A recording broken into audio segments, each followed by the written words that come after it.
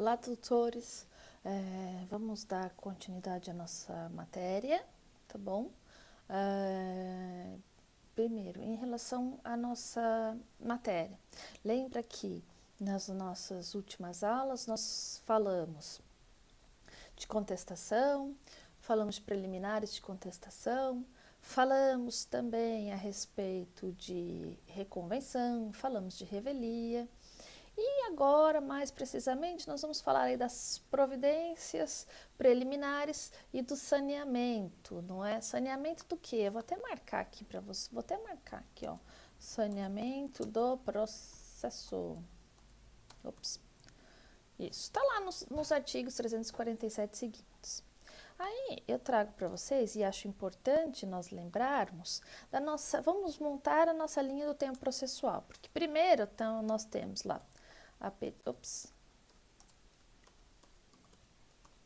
nós temos a petição inicial. Depois da petição inicial, lembre-se, petição inicial é aquele momento em que o autor da demanda, ele vai lá e provoca o Poder Judiciário, ele faz a provocação do Poder Judiciário. O Poder Judiciário, por sua vez, recebe essa petição inicial, lembra? Vai lá, pega a petição inicial, faz toda a conferência, pega o artigo 319, faz o checklist de todos os requisitos da petição inicial, faz essa conferência da petição inicial, confere todos os requisitos, pensa que todos os requisitos estão certinhos, todos os 319. O que vai acontecer? O magistrado vai chamar o réu para se defender desse processo, caso ele queira. Lembre-se disso, que a contestação não é uma obrigação. Contestar é uma faculdade, tá bom? Então, nós temos lá a petição inicial. Depois da petição inicial, seguindo nossa linha do tempo, teremos a citação. Teremos a citação.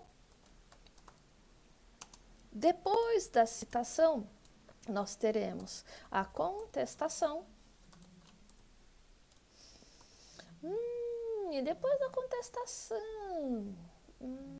da contestação, nós teremos a réplica. Teremos a réplica. O que é a réplica? A réplica nada mais é do que uma forma na qual o autor ele é chamado para se manifestar a respeito da contestação do réu. Porque, olha, nessa contestação do réu, nós podemos ter, pode ser alegado vários pontos. Lembra o artigo 337? Ele traz lá uma série de preliminares de contestação. Ele pode arguir alguma ou algumas dessas preliminares de contestação.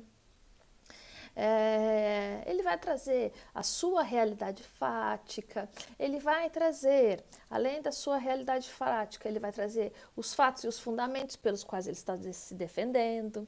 Lembra que pode haver uma exceção de competência territorial, né, ou material. Ou seja, pode ser que aquele juiz não seja competente para discutir aquela matéria, ou pode ser que não pertença àquele determinado território. E um outro ponto, não é? É a possibilidade de uma eventual reconvenção. Nós já falamos que é uma reconvenção. Aí, feito tudo isso, o juiz chamará o réu para que ele se manifeste acerca de todas as disposições expostas pelo réu na sua contestação. Só que aí, nesse caso em específico, mais do que nunca, deverá ser analisado caso a caso. Cada situação trará a sua peculiaridade. E cada peculiaridade, não é, deverá conduzir o magistrado por um determinado caminho. Vamos dar uma olhada lá no artigo 347 do CPC para a gente ver o que ele traz para a gente? Olha lá. O artigo 347 do CPC. Fim do prazo para contestação. O juiz tomará, conforme o caso, as providências preliminares constantes da seção deste capítulo. Então pensa bem. Havendo, de acordo com o caso, não é? E havendo a necessidade, ele tomará as providências necessárias. Mas quais seriam essas providências? A gente precisa pensar, mas que tipo de providência? Por que providências, não é? Antes de qualquer coisa, nós precisamos nos lembrar que o processo civil, e aí a gente já estudou lá em Teoria Geral do Processo, mesmo na nossa disciplina, quando nós começamos a falar de processo civil, nós voltamos naquela série de princípios, porque quando estudamos Teoria Geral do Processo, falamos dos princípios de uma forma ampla. Agora, aqui, nós vamos falar dos princípios, falamos já, desculpa. Nós falamos dos princípios específicos do processo civil e dentre todos esses princípios que nós estudamos, dentro do processo civil e que cabe dentro de todo o processo judicial, independente de qualquer área, é o princípio da colaboração. Inclusive, para a gente, ele está lá disposto no artigo 6º, calma, 6º, deixa eu ver, muita calma nessa hora. Isso, no artigo 6º do CPC. Todos os sujeitos do processo devem cooperar entre si para que obtenha, em tempo razoável, a decisão de mérito justa e efetiva. Puxa vida. Aqui, nesse aspecto, nós temos dois problemas, enfim. Nós temos um ponto interessante, porque, olha lá, então, o dever de cooperação. Até para a gente marcar, vamos colocar aí, olha lá. Vamos fazer uma observação. O dever de cooperação das partes. Aqui, esse dever de cooperação das partes, vou colocar aqui no artigo 6º CPC.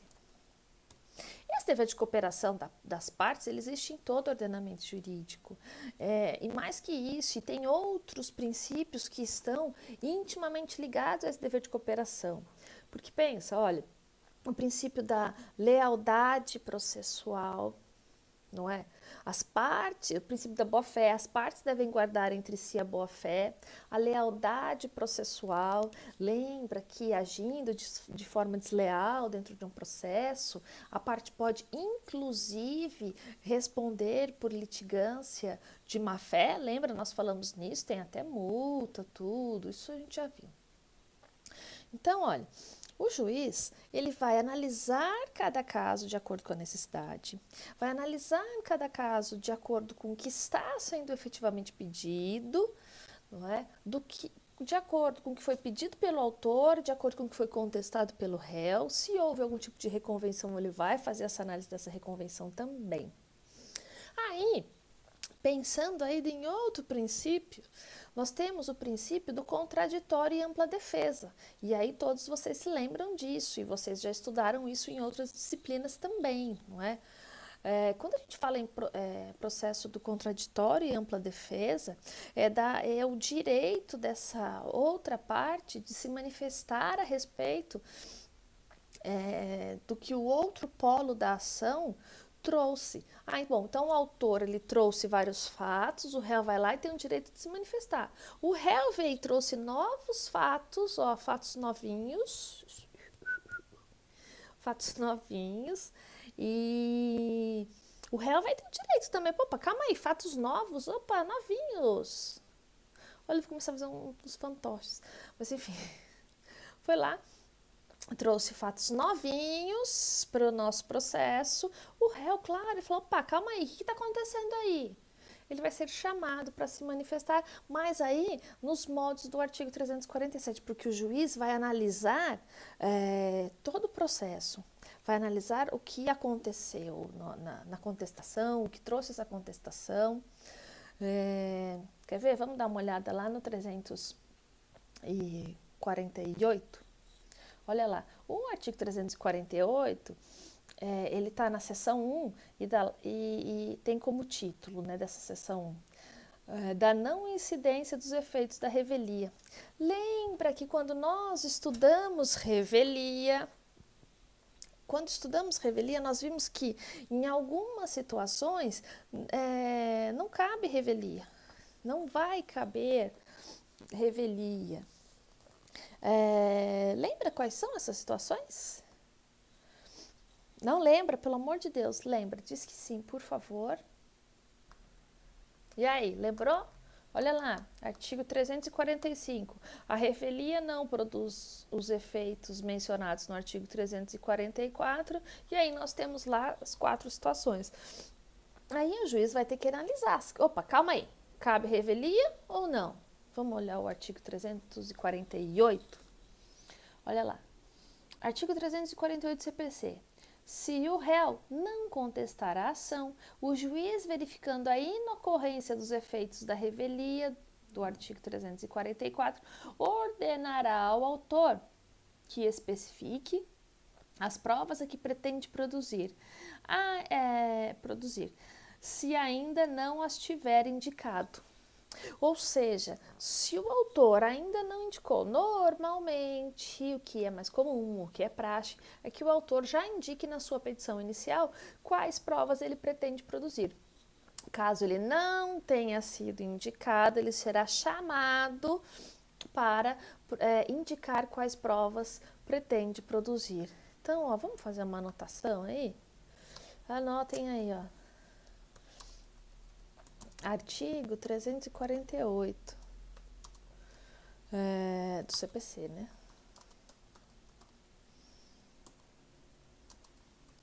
Não indicando as provas que pretende produzir,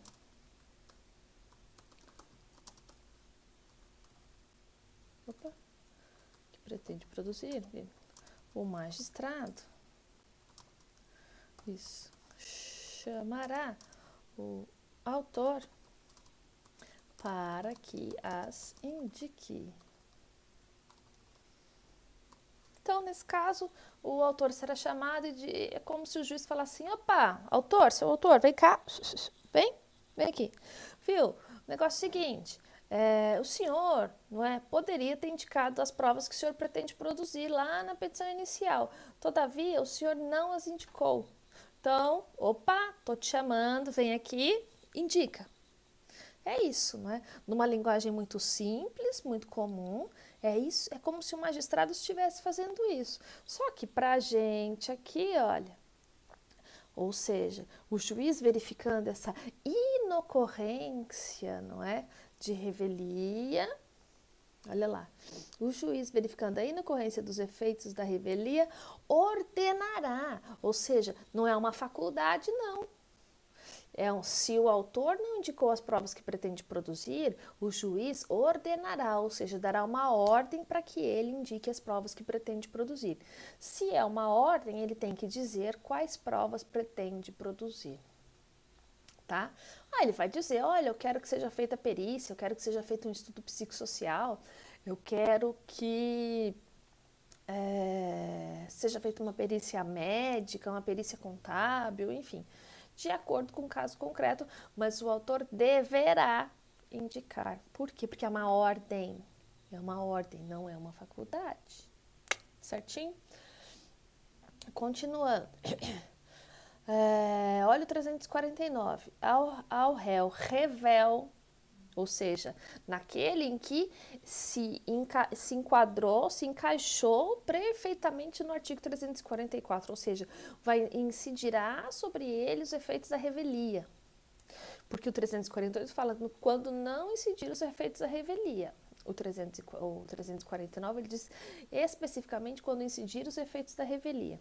Ao réu revel será lícita a produção de provas contrapostas às alegações do autor, desde que se faça representar nos autos a tempo de praticar os atos processuais indispensáveis à sua produção.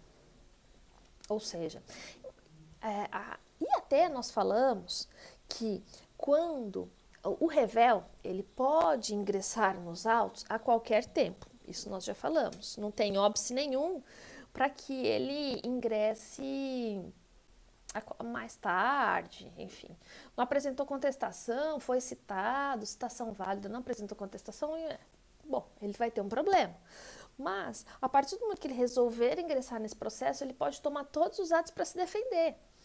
Imagina, pode entrar só lá na fase recursal? Pode, não tem problema nenhum.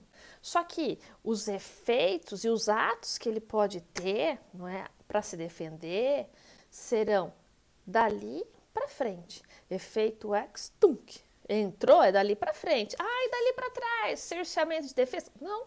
Opa, como assim cerceamento de defesa? De jeito nenhum. Sabe por quê? Existiu lá atrás uma citação válida. E essa citação válida é que permite que ele pode se ingressar no processo, mas dali para frente. E o que passou? O que passou, passou. A ideia é essa, o que passou, passou. Isso não é um cerceamento de defesa? Não. Ele teve a faculdade, ele foi citado, a citação foi válida, ele teve sim a faculdade de se manifestar nos autos. Não o fez, ou porque não quis, ou porque não pôde, enfim. Para a gente, não vai importar o porquê que ele não se manifestou. O que importa é que ele foi regularmente citado e não se manifestou. Se ele foi regularmente citado e não se manifestou, ele pode sim ingressar nesse processo e até se defender. Mas primeiro, ele vai ter que se habilitar nos autos. E ele só vai ter atitudes, não é? Só vai ter atos processuais daquele momento para frente. O que passou, ele não consegue mexer. É imutável, tá bom? Por quê? Porque ele tinha essa faculdade de se manifestar lá atrás, porque tem uma citação válida, mas ele não o fez. E os motivos? Não é da nossa alçada, tá bom? Por que ele não fez? Certo? Então, olha, aí o 349, então ele traz isso pra gente, de que, olha, embora ele seja revel, ele pode se manifestar, e se der tempo de produzir provas, dele indicar produção de provas, ele pode fazer isso? Pode, não tem problema nenhum. A partir do momento que ele ingressar nos autos, ele pode, o que não tiver precluído, ou seja, no que não tiver incidido a preclusão, ele pode ter esses atos sim. Então, se ainda houver tempo para ele indicar produção de prova, ele pode fazer essa indicação de provas a serem produzidas?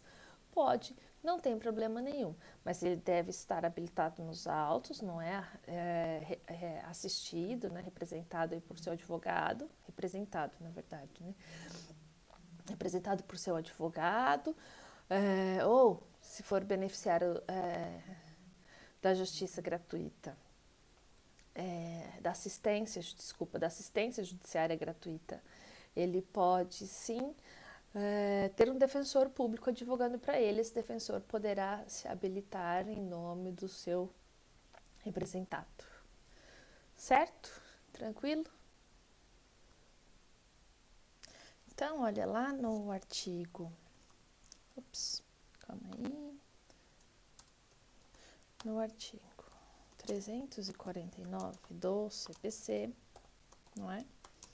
Permite ao revel que ele produza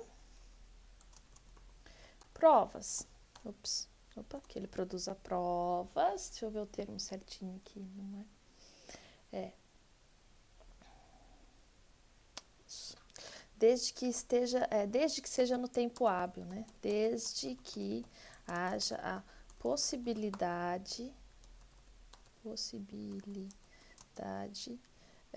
temporal de fazê-lo.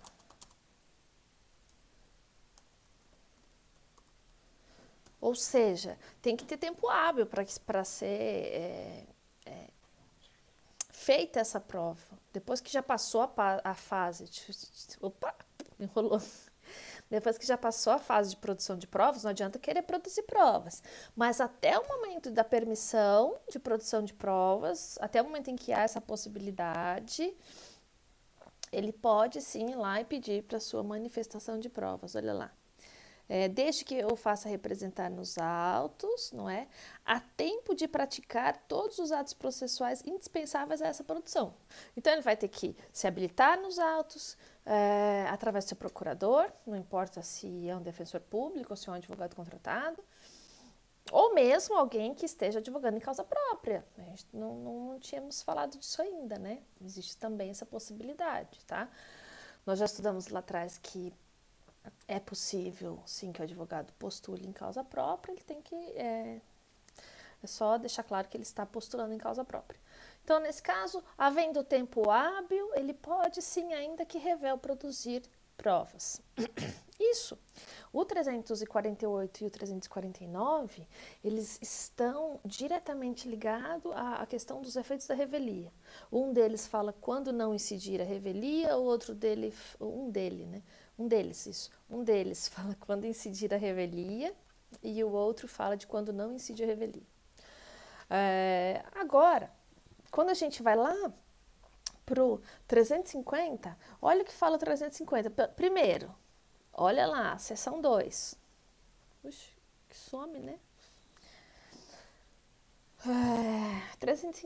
Seção 2. Do fato impeditivo, modificativo ou extintivo do direito do autor. Artigo 350. Se o réu alegar fato impeditivo, modificativo ou extintivo do direito do autor, este será ouvido no prazo de 15 dias, permitindo-lhe o juiz a produção de provas. Ou seja,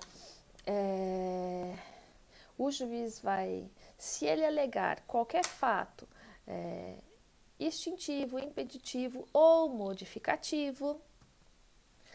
E aí eu pergunto para os senhores, quais são esses fatos, não é? Impeditivos, modificativos ou extintivos do direito? São quaisquer fatos que obstem o autor de ter reconhecido aquela pretensão que ele alegou lá na petição inicial. Lembra que na petição inicial o autor vai lá e alega a sua pretensão. Aí vem o réu na contestação e contesta essa pretensão. Depois que ele foi lá e contestou, ou seja, de alguma forma ele vai impedir, modificar ou extinguir o direito desse autor, claro que a gente tem que pensar que é analisando o caso concreto, mas se de alguma forma a contestação, ela trouxer algum desses fatos, e certamente os trará, porque são eles que farão a defesa desse réu, porque, sinceramente, até hoje eu nunca vi nenhum réu contestando e dizendo assim, olha, tudo que está aí procede, tudo é tudo verdade. Então, isso não existe. Na prática, o que acontece? O réu, ele vai criar fatos, sim, impeditivos, extintivos ou modificativos. E aí, o que vai acontecer quando ele indica esses fatos? Quando ele indica esses fatos, não são fatos que poderão alterar o direito do autor? Sim, aí eu acho que ninguém tem dúvida. Esses fatos que poderão alterar o direito do autor... Opa, calma aí, se o autor, quando ele distribuiu lá na sua petição inicial, lá atrás, ele tinha essa pretensão, e agora a contestação está abalando essa pretensão, ele tem sim o direito de se manifestar a respeito, ou seja, ele tem o direito de apresentar a sua réplica. Isso. Então, o que é a réplica? A réplica nada mais é do que essa manifestação do autor da ação sobre a contestação apresentada pelo réu. Porque aí o réu vai se defende. Calma aí. Aí nesse momento, lembra que é a primeira vez que essa defesa do réu vai aparecer. É a primeira vez que esse réu, que ele trará esses fatos aos autos. Então, se é a primeira vez que ele trará esses fatos aos autos, o que nós teremos? Nós teremos que esse autor tem o direito de se manifestar a respeito dos fatos que o réu trouxe. Então, nada mais é do que a apresentação da réplica, não é? Olha lá. E olha ainda o 351. E até se a gente olhar, não é, né? O 351 ele já está lá na seção 3, tá? E ele traz para a gente o seguinte: se o réu alegar qualquer das matérias enumeradas no artigo 337, lembra o que está lá no nosso artigo 337? Lembra que eu sei, nós temos as nossas preliminares de contestação. Lembra? Claro que eu lembro, tenho certeza que você lembra. Então, olha, se o réu alegar qualquer das matérias enumeradas no artigo 337, o juiz determinará a oitiva do autor no prazo de 15 dias, permitindo-lhe a produção de prova. Ou seja, o autor ele será chamado para responder, não é, sobre as preliminares da contestação. Lembra? Desculpa. Nós conversamos a respeito das preliminares de contestação, né, que elas devem ser arguidas antes de se entrar especificamente no mérito. Tem prazo para isso? Sim. O autor terá o prazo de 15 dias e mais uma vez, pela milésima vez, não é? Prazos dentro do processo civil são contados em dias úteis, então ele terá 15 dias úteis para a apresentação dessa sua réplica, onde ele se manifestará a respeito desses fatos modificativos, extintivos e impeditivos trazidos pelo réu. Certinho? E olha o 352. Verificando a existência de irregularidades ou de vícios sanáveis, o juiz determinará a sua correção em um prazo nunca superior a 30 dias. Bom, aí já no 352 a gente começa a entrar nessa frase de saneamento. Isso, o saneamento do processo. Aí eu pergunto para os senhores, né? Mas o que vem a ser esse saneamento do processo? Saneamento? Deixa eu ver essa palavra antes. Já, claro que sim.